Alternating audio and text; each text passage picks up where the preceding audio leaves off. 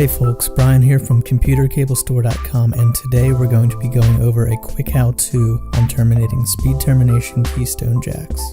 First, let's go over the recommended tools. In this video, I'll be using a Networx speed termination tool which is designed for 90-degree keystone jacks, a pair of precision cutters, a speed termination keystone jack, and an adjustable cable stripping tool.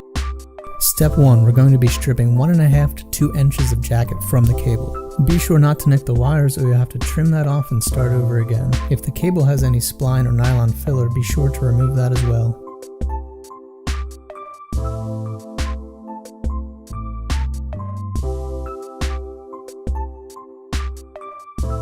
Next, we'll prep the wires by untwisting them and grouping them together based on the color code being used. You'll see that I'm keeping the blue and orange pairs together for one group and the green and brown pairs together for the second group.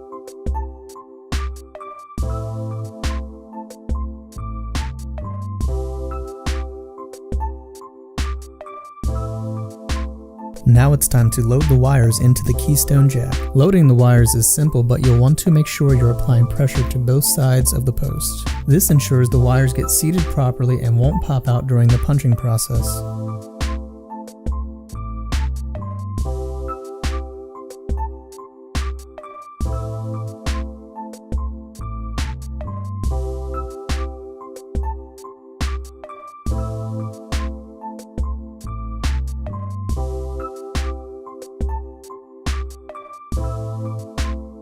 Finally, it's time to punch this thing down. Fully insert the keystone jack into the speed termination tool with the post openings facing the cutting blades. Once seated, just squeeze the handle to punch and trim the excess wires in one shot. Then just pop on the dust cap and you're finished.